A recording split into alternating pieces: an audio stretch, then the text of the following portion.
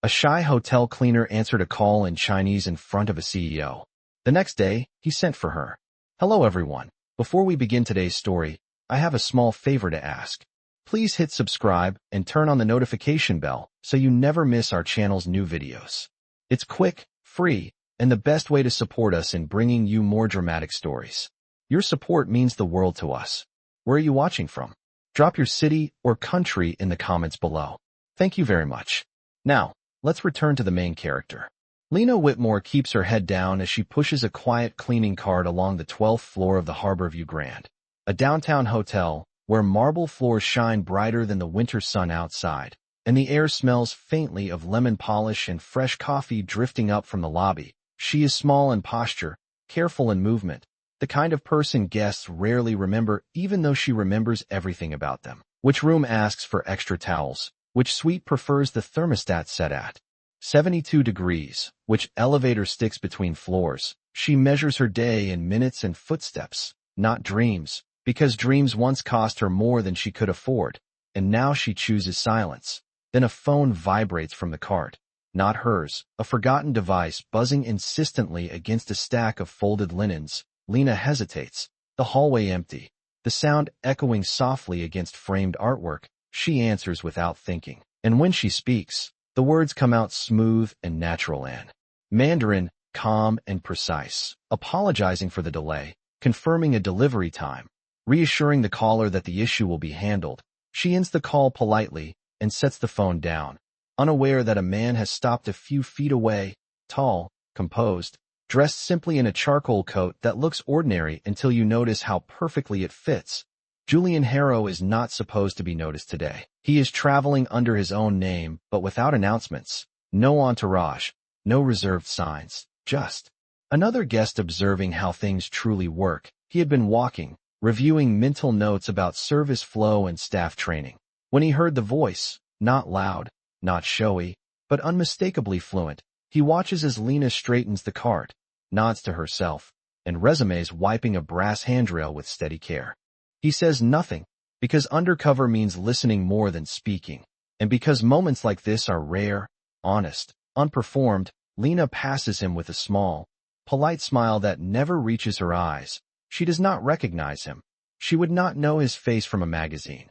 She only knows that the hotel expects quiet efficiency and that rent is due in 5 days. She counts hours, not possibilities. Julian continues down the hall, but the sound of that call lingers, not the language itself, but the way it was delivered, without fear, without seeking approval, competence worn like a hidden thread beneath a plain uniform.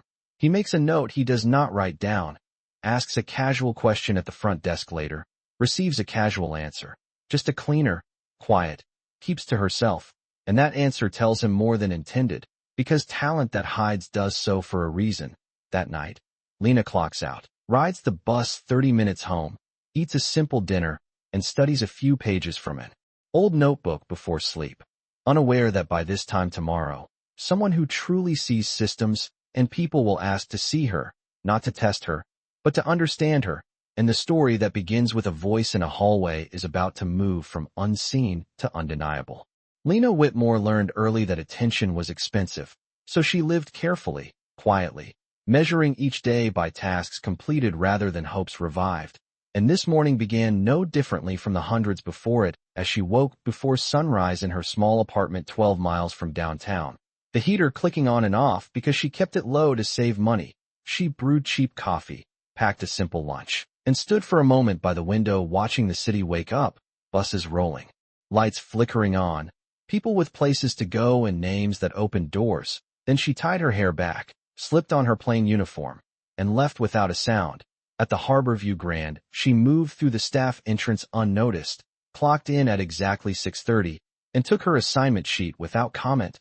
Hallways, service elevators, supply closets, spaces that never made it into glossy brochures. Because Lena did not belong to the world guests saw, she belonged to the space that kept it running. She worked with precision, not pride, wiping surfaces until they reflected, aligning toiletries until labels faced forward, correcting small details no one thanked her for, because this job was not about recognition. It was about stability, and stability mattered after what she had lost. She once believed her life would be different. She once studied languages late into the night, believing skill would be enough. But circumstances had taught her otherwise. Family obligations, a broken promise, a single mistake that closed doors faster than she could knock. And when she chose this job, it was not because she lacked ability. It was because anonymity felt safer than disappointment. She could disappear into routine, pay her bills, and sleep without replaying what might have been. Yet even in hiding, pieces of her old self remained. A worn notebook tucked inside her locker, earbuds playing foreign news reports during lunch breaks, quiet practice when no one watched. Because language was not something she learned for applause, it was something that lived inside her. Upstairs, Julian Harrow moved through the hotel with a different awareness, one shaped by responsibility rather than survival. He noticed the tempo of staff interactions, the timing of service calls, the way a building revealed its truth when leadership stepped back. This visit was not ceremonial, it was necessary. He had built his company on the idea that systems only worked if people were respected, and respect required seeing what others ignored. The voice he heard the day before lingered with him, not as a curiosity, but as a question. Why would someone capable choose invisibility? He asked casually about staffing, about turnover, about training programs, listening more than speaking, because the best answers came unprompted. When he finally left the building for a morning meeting across town, Lena had already finished her shift, riding the bus home with tired legs and a mind still anchored in routine. She stopped at the grocery store, counted dollars carefully, and chose items based on price rather than preference. This was her reality, not tragic, just contained. That evening she opened her notebook, reviewing vocabulary not because she planned to use it, but because letting it fade felt like losing herself twice. She did not know that while she studied under a single lamp, Julian sat in a conference room discussing expansion plans, his thoughts drifting unexpectedly back to the quiet cleaner on the 12th floor, not because of what she did, but because of how she did it, without performance, without asking to be seen, and that unsettled him more than any report ever could, because talent hidden was not a failure of ambition, it was a failure of opportunity, and Julian Harrow had built his career on correcting failures others accepted as normal. By the time Lena closed her notebook and prepared for sleep, unaware of the shift already in motion, a decision had been made that would pull her, gently but unmistakably, out of the margins she believed were permanent. Lena Whitmore did not expect her name to be spoken that morning, especially not by the housekeeping supervisor who rarely looked up from her clipboard. So when she heard it, clear and deliberate, she assumed something was wrong. Maybe a missed checklist item, maybe a guest complaint, the kind that cost you hours of explanation and ended with a reminder to be more careful. Her first instinct was to apologize before even knowing why, but instead of reprimand, she was told she was needed briefly.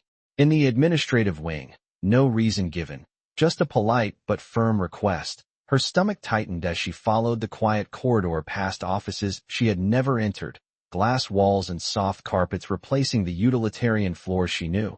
She reminded herself to breathe, to keep her shoulders relaxed, because drawing attention had never ended well. Inside a conference room, Julian Harrow sat alone reviewing a tablet. He looked up when she entered, his expression neutral, observant, not cold, but not warm either.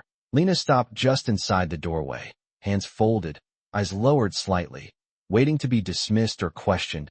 He thanked her for coming and asked her to sit. The chair felt unfamiliar, too comfortable, like it belonged to someone else. He began with simple questions: how long she had worked at the hotel, whether she enjoyed the schedule, what she liked most about the job. She answered honestly but briefly, careful not to offer more than ask, because experience had taught her that explaining yourself invited judgment. Then he asked about the call from the day before. Her heart skipped, not from fear, but from exposure. She nodded, explained it was not her phone, that she had answered out of habit, that she hoped she had not overstepped. Julian listened without interruption, then asked, calmly, where she learned Mandarin. The question was not accusatory, it was curious. Lena hesitated, then chose truth over silence. She spoke of classes taken years ago, of late nights studying, of a time when she believed language would open doors. She did not speak of disappointment, but it hovered in the spaces between words. Julian thanked her again and dismissed her without explanation. And when she returned to her cart, the world felt slightly tilted, not changed, just unsettled. She finished her shift with less certainty than usual, replaying the conversation, wondering what mistake she had made, whether speaking too much had been the error, whether competence itself was a risk. That evening she could not focus on her notebook, her thoughts circling the same unanswered question: why would someone like him notice someone like her? Across town, Julian reviewed personnel files, not to audit, but to understand patterns. He saw what Lena had lived. Capable individuals filtered into roles beneath their ability, not because they lacked drive, but because systems rarely corrected themselves. The next morning, a formal request was sent through proper channels. Lena Whitmore was asked to report to the main office, the wording careful, respectful, official. When she received it, her hands trembled, not with excitement, but with dread. She considered calling in sick, considered ignoring it, but she did not, because avoidance had cost her enough already. She arrived early, dressed neatly, rehearsing calm responses, prepared to defend her position, prepared to leave if necessary. But when she was escorted into a larger meeting room, filled with senior staff, she realized this was not discipline. It was something else entirely. Julian entered last, introduced properly now, his title spoken aloud, and the weight of it settled over the room. Lena stood frozen, understanding finally dawning. The man who heard her voice in the hallway was not just a guest. He was the one who decided futures, and for the first time in years, she was not sure whether being seen would save her or cost her everything. Lena Whitmore stood at the edge of the conference table while the room settled around her, the soft hum of air conditioning suddenly loud in her ears, senior managers taking their seats with practiced ease, folders opening, tablets lighting up. This was not a place she belonged, and every instinct told her to shrink, to apologize, to make herself smaller than she already felt.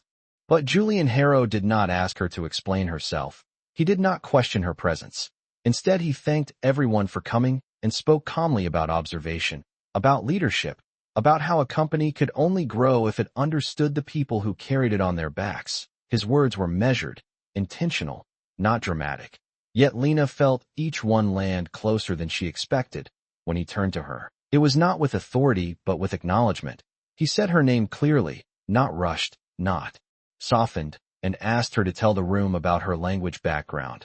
Lena hesitated, eyes flicking to the faces around her, some curious, some indifferent, some already forming conclusions. She considered giving the shortest answer possible, but something in Julian's steady attention suggested restraint was no longer required. She spoke evenly, about studying Mandarin during years when she believed she would work in international service, about practicing every day because discipline mattered to her, about choosing her current position because it allowed her to support family obligations without drawing scrutiny.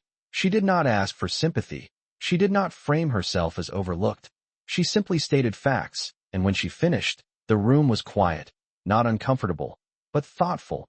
Julian thanked her and explained that the company was launching a pilot program focused on internal talent recognition, not promotions handed out impulsively, but structured pathways designed to test, train, and elevate people whose skills had not been fully utilized. He emphasized that this was not a reward for speaking another language, but recognition of character, consistency, and restraint, qualities often invisible in loud environments. Lena listened, heart steady but mind racing, unsure where she fit into this narrative. Then Julian addressed her directly, explaining that he wanted her to participate in a short-term cross-department training program, beginning with guest relations and operations support, with mentoring and evaluation built in, no promises beyond opportunity, no guarantees beyond transparency. The offer was framed carefully, not as rescue, but as choice. Lena felt the weight of every eye returned to her, waiting for gratitude, excitement, maybe even disbelief. Instead, she asked one question, quiet but firm: whether her current position would be protected if she failed. Julian smiled slightly, not at the question, but at the courage behind it, and assured her it would be. That dignity was not something the company negotiated.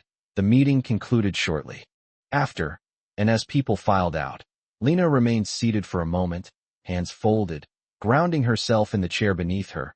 This was not the sweeping transformation stories promised. This was uncertainty wrapped in professionalism, and strangely, that felt safer. Later that afternoon, she returned to the 12th floor, finishing her shift with a new awareness, not pride, not entitlement, but the realization that someone had seen her without demanding she perform. Julian watched from a distance.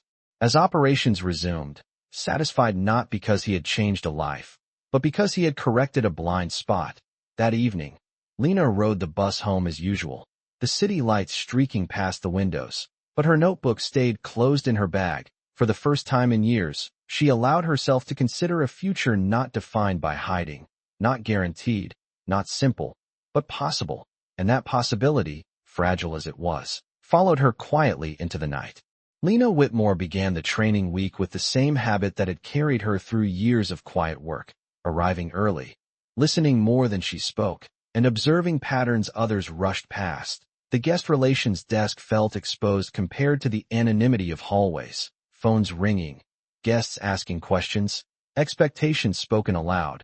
She felt the difference immediately, the way eyes lingered, the way mistakes would be noticed. Yet she steadied herself by focusing on process, greeting each guest clearly, checking reservations carefully, following protocols exactly as she had been taught. Supervisors rotated in and out, watching without comment.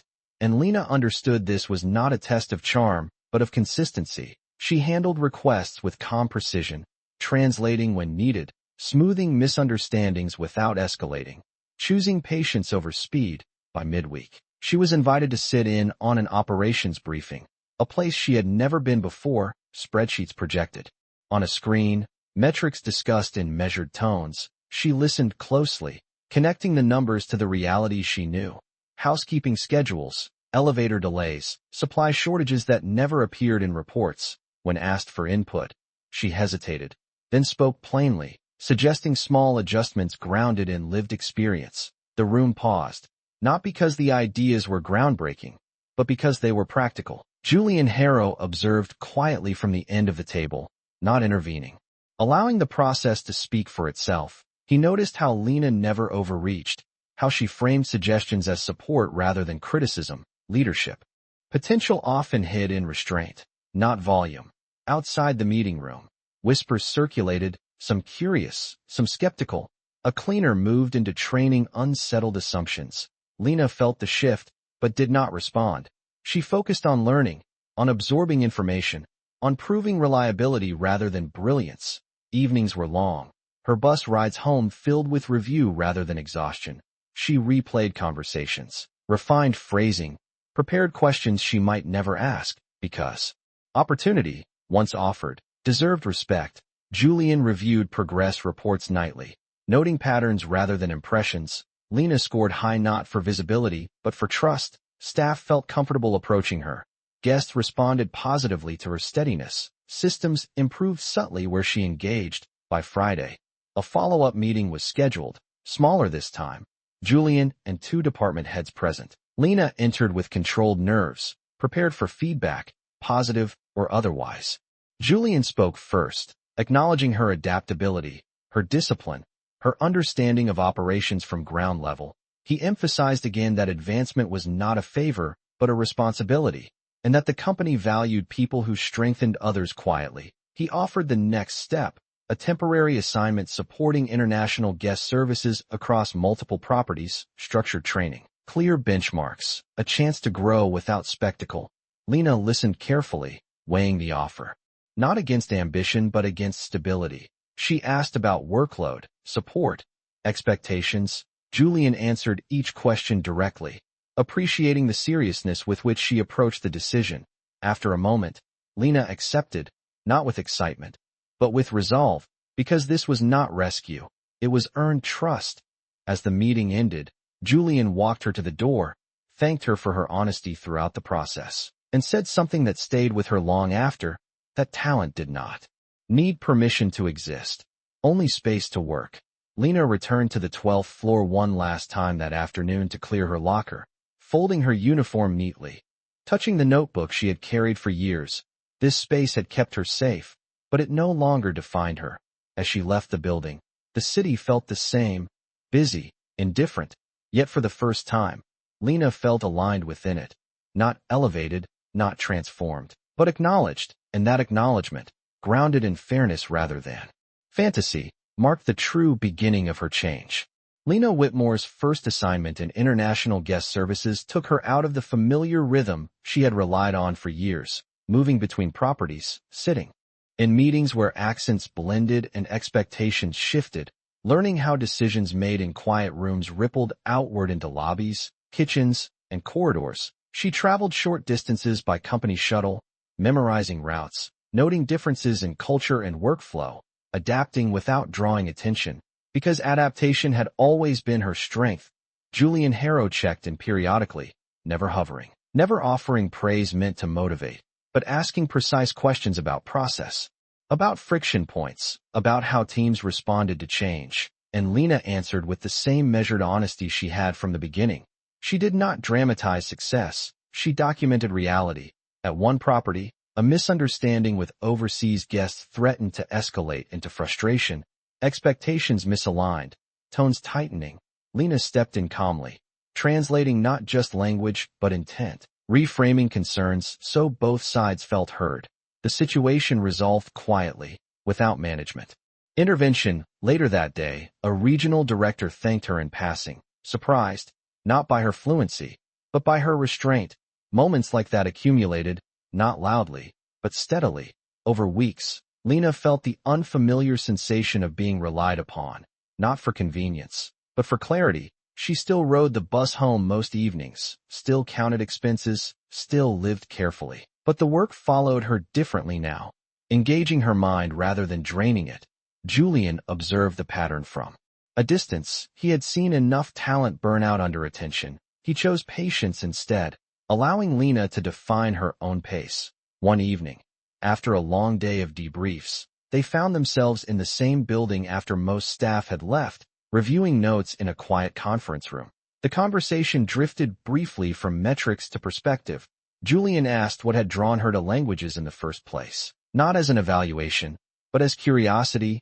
Lena answered thoughtfully, explaining how language once felt like a bridge, a way to belong without changing who she was. Julian listened, nodding, sharing in return how leadership had often felt isolating, how decisions rarely came with confirmation. The exchange was simple, professional, but something shifted, not intimacy, but mutual recognition, two people accustomed to restraint acknowledging it in each other. Over the following days, collaboration increased. Julian sought Lena's input on guest experience frameworks, not because of her position, but because of her insight. Lena offered feedback carefully, always grounding suggestions in observation rather than opinion. Trust grew organically, without declaration. Then came an invitation to attend a planning session off-site, not required, optional, framed as learning rather than obligation. Lena considered it carefully, aware of boundaries, aware of how quickly narratives formed.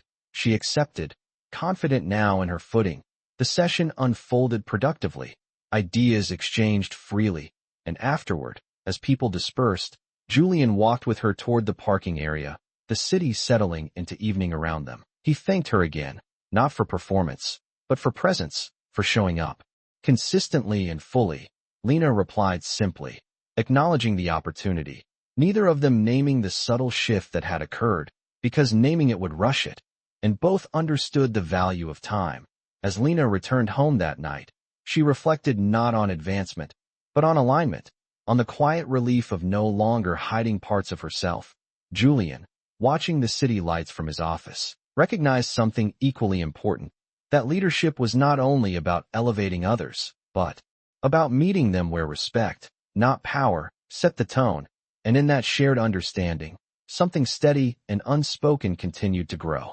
Lena Whitmore sensed the shift before anyone said a word, not in Julian Harrow's behavior, which remained steady and professional, but in the air around her, conversations pausing when she entered a room, questions asked a little too carefully, glances exchanged that carried assumptions rather than curiosity.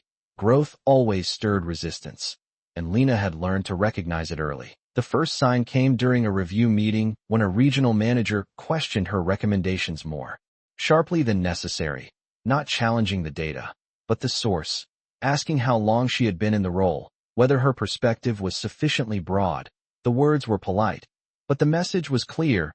She did not belong at that table. Lena answered calmly, citing observations, timelines, outcomes. She did not defend herself. She let the work speak, but afterward, the doubt lingered, followed her into quiet moments, made her question whether visibility had been a mistake, whether anonymity had been safer. Whispers reached her indirectly, comments about favoritism, about fast tracking, about proximity to leadership. Narratives formed easily when people filled gaps with envy rather than facts. Julian became aware of the tension through reports and tone rather than complaints. He recognized the pattern instantly. Organizations tested change by pressuring those who embodied it. He faced a decision: intervene publicly and risk reinforcing the narrative, or allow the process to correct itself and risk losing Lena's trust. Lena wrestled privately with her own choice. One evening she stayed late, sitting alone in a conference room, reviewing notes she no longer needed, considering resignation not because she felt unqualified, but because she refused to become a symbol others resented. Stability had always mattered to her, and conflict threatened it. Julian joined her quietly, asking if she had a moment. His presence was unintrusive, his tone measured. He acknowledged the tension directly, not dismissing it, not minimizing it, explaining that resistance often surfaced when systems changed, especially when change came from unexpected places. He made it clear that her position was not conditional on comfort, but on contribution, and that he would not allow her work to be undermined quietly. Lena listened, absorbing the reassurance without relief. She voiced her concern plainly, that she did not want protection, that she wanted fairness, that she did not want to advance at the cost of respect. Julian respected that boundary, assuring her that transparency, not shielding, would be the response. The following week, a scheduled leadership forum took place, a setting where decisions were typically affirmed rather than questioned. Julian used the opportunity deliberately, presenting outcomes from the pilot program, highlighting improvements tied directly to Lena's work, not naming her as an exception, but as an example of internal talent development. He emphasized criteria, metrics, accountability, removing ambiguity from the narrative. Some resisted openly, others recalibrated silently. Lena watched from the back of the room, heart steady, understanding the significance of what he was doing, not defending her personally, but defending the principle that opportunity followed merit. Afterward, the atmosphere shifted subtly. Skepticism gave way to professionalism, not warmth, but acceptance. Lena returned to her work grounded but reflective. She realized growth would always carry discomfort, that hiding had protected her from judgment, but also from fulfillment, that standing visible required resilience. She was still learning. Julian observed her navigate the aftermath with composure, impressed not by her endurance, but by her integrity. Neither of them framed the moment as victory, because it was not. It was a test passed quietly, a recalibration achieved without spectacle. And as Lena left the building that evening, the city felt no kinder, no easier, but she felt steadier within it, aware now that being seen did not mean being consumed, that dignity could survive scrutiny, and that trust, once tested, deepened not through avoidance, but through standing firmly in place.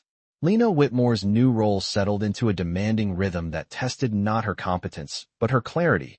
Days filled with coordination calls, policy drafts, and site visits that required her to balance empathy with structure. She learned how easily good intentions unraveled without systems to support them, and she learned to speak with authority that did not borrow volume from others.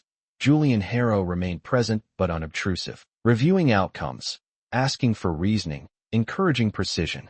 Their collaboration deepened into an easy cadence built on mutual respect. And with that respect came a new question Lena could not ignore: whether she was willing to be fully visible now that visibility no longer threatened her stability. The opportunity arrived without ceremony in the form of a proposal memo outlining a permanent role designed to expand the pilot across the company. It was ambitious, demanding, and public, the kind of position that invited scrutiny as much as influence. Lena read it carefully, weighing not salary or title, but exposure. The memory of years spent protecting herself surfaced. The comfort of invisibility tugged at her, yet she also recognized the quiet cost of hiding. the ways it had limited not only her future but her sense of self. She requested a meeting with Julian, not to negotiate, but to clarify expectations. They sat across from each other in a modest office, daylight filtering through half-drawn blinds.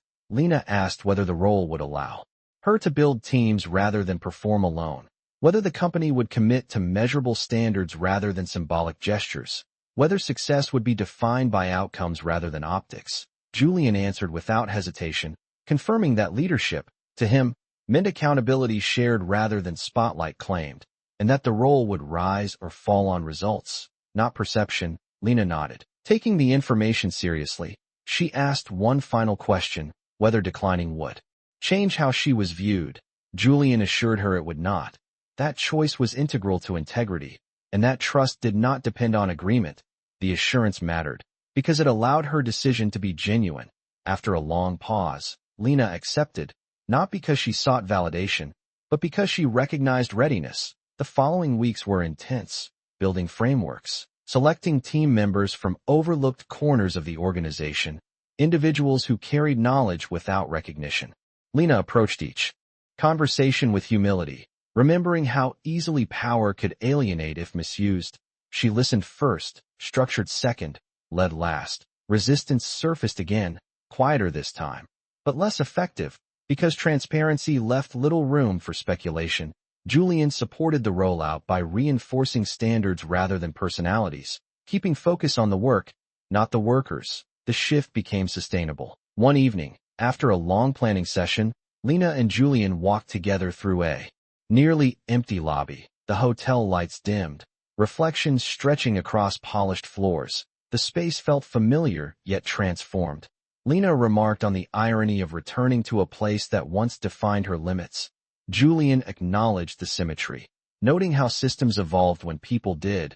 Their conversation drifted to values rather than tasks, to what made work meaningful beyond metrics. Neither crossed boundaries, neither rushed the moment, but there was a warmth now that had not been there before, a recognition that extended beyond professional alignment. Lena felt it and did not retreat. She understood that trust had grown through shared restraint and shared resolve, not impulse. As they parted that night, the city air cool and steady, Lena felt a quiet certainty settle within her. She had chosen visibility not as a performance, but as a commitment to fairness, to possibility, to herself. Julian watched her leave, aware that leadership had brought him many alliances but few equals, and that something rare had emerged through patience rather than pursuit, not named yet, but undeniably present, waiting for the right moment to be acknowledged. Lena Whitmore stood in the Harborview Grand Lobby months later as sunlight poured through the tall glass windows, the space alive with quiet efficiency rather than spectacle. The systems she helped build now functioning without fanfare. She watched teams move with confidence, resolve issues before they escalated, communicate across departments with a fluency that once felt impossible. This was not her triumph alone, but she felt grounded knowing she had shaped something lasting. Julian Harrow joined her without announcement, as he often did. No entourage, no urgency, just presence. They reviewed final details for the company-wide rollout, exchanging observations, confirming timelines, speaking as partners in responsibility rather than roles defined by hierarchy. When the meeting concluded, Julian asked if she would walk with him through the property, a habit that had become familiar. They moved slowly through spaces that once marked Lena's boundaries, the service corridors, the elevators, the 12th floor hallway where everything had begun. She paused briefly, acknowledging the memory without sentimentality. Julian noticed and waited, allowing the moment its weight. They continued upward to the rooftop terrace, closed for renovations, overlooking the city stretching in every direction, traffic flowing, lives intersecting. Julian spoke quietly about the future, about stepping back from daily operations to focus on stewardship rather than control, about the importance of leaders who understood systems from the inside out. He told her that she had changed how he saw the organization, not by challenging him, but by reminding him why structure mattered. Lena listened, then shared her own realization, that hiding had protected her once, but visibility had taught her accountability, that being trusted had required her to trust herself. The honesty between them felt natural now, not rehearsed, not restrained by fear. Julian turned to her, meeting her eyes steadily, and acknowledged what neither had rushed to name. That respect had grown into something deeper through shared values rather than circumstance. He asked, without pressure, without assumption, whether she felt the same. Lena answered with the clarity she had earned, yes, not as a leap, but as a choice grounded in time and consistency. The city hummed below them as they stood quietly, understanding that what they were building together extended beyond work. Not a fairy tale, not an escape, but a partnership shaped by integrity. Weeks later, at a small company gathering celebrating the success of the program, Julian introduced Lena not as a former cleaner, not as an exception, but as a leader whose perspective had strengthened the whole. The acknowledgement was brief, professional, and sincere. Lena accepted it with composure, knowing her worth no longer depended on who spoke it aloud. As the evening wound down, they left together, walking through the city streets, the air cool, the lights familiar. Lena thought of the notebook still tucked in her bag, no longer a refuge, but a reminder of how far she had come. Julian glanced at her, aware that leadership had once felt solitary, but no longer did. Their paths had crossed not by design, but by recognition, and the life unfolding before them promised not perfection, but purpose, built quietly, honestly, and together.